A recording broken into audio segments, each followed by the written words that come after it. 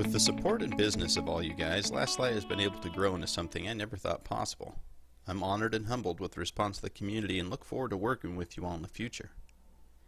Over the time we've been in business, one thing has always been the biggest obstacle: quoting for prices on projects. Explaining the process to every customer takes a great deal of time. So this video is to explain the process and clear up any questions. If you'd like to submit a request for a job, please watch this video in its entirety. Usually when customers ask me, how much to make me a custom X or Y? This is the same as asking, how long is a piece of string? And I usually have to follow up with several questions of my own, like, what size and scale do you want? What pose? What weapons? What assets and parts do you have? What's your budget? There are a lot of factors to consider in order to accurately quote a project. Time and materials, labor, etc. Generally, though, I find that either two of the following methods work best. The first method to arrive at a quote is to meticulously plan your project and provide a detailed build list. Start with a description and the concept, like, I want to build a Blood Angel Smash Captain based on this art. I want to make the following changes. Provide art and visuals of what you want and clearly state what pieces you want to use. Start with the head, the body, the limbs. Tell me the weapons you want and the accessories.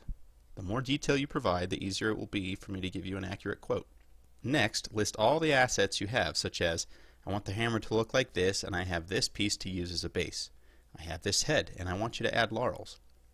If you don't have a bit or piece to use, that's okay. I can generally find a suitable piece and add it to the cost of the project or sculpt it from scratch. Keep in mind though, the more pre-made bits we use, the less sculpting and custom building will need to be done. This will save you money and time. The second method is for those that don't have a build plan. In this case, they usually leave it up to me. If you don't have anything particular in mind and like surprises, this may be the method for you. All that is needed is a concept theme like in the previous method, where you provide the idea and some reference art, and the budget you are trying to work under. This is the most important factor. You need to set a budget. A lot of people answer, well, I don't have one, when they really do. Maybe it's easier to ask, how much do you want to spend? I work at an hourly rate, and a project can be near infinite depending on how much you want to pour into it. Are we doing just a simple weapon swap, or do you want to sculpt an entire mini from the ground up and add a thematic diorama? One of those pieces is going to cost significantly less than the other. Your budget will dictate how elaborate the piece will be. So here's a summary of the two methods. The first, the planned method. Describe your plan as detailed as possible. List every aspect of your mini, including the head, body, limbs, weapons, and accessories. List what parts and bits you have to use and what you don't. Provide as much art as possible to illustrate your idea. Or there's the budget method. Describe your idea as thoroughly as you can, share any art that inspired the idea, and set a budget.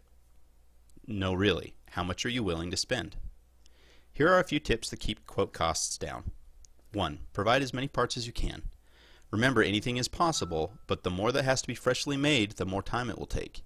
Ask yourself, do you want something exactly a certain way, and are you willing to pay for it? Or are you good with converting an existing piece and getting close enough to save money? Either way is fine with me. If you live outside the US, it may be more reasonable for me to buy the parts and be reimbursed on the final bill. Those are cost options we can examine in our communications. Clean and prepare the bits that will be used. This includes carefully removing sprue and mold lines and washing the parts in hot, soapy water before shipping them out. Also, if we are using a model already assembled, make sure you don't have glue stains or buildup. Cleaning and fixing these goofs takes time, which can be better used by creating the piece you want.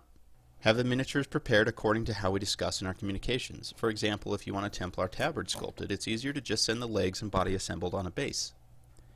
Lastly, using a miniature that was assembled with plastic glue as a base for a conversion is doable but will take more time.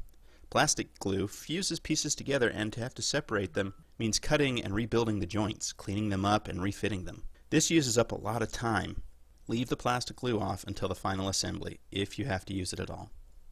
To finish, here is an example of the best project write-up I've ever received. The client told me exactly what he wanted, and I was able to accurately quote him quickly.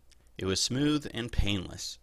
Here he listed what he wanted to do with the head, with the body, with the weapons, what model to use as a base, exactly what he wanted. However, a lot of people don't have this concept so thoroughly planned, and that's okay too, as long as you have an idea and a budget that you want to stay under.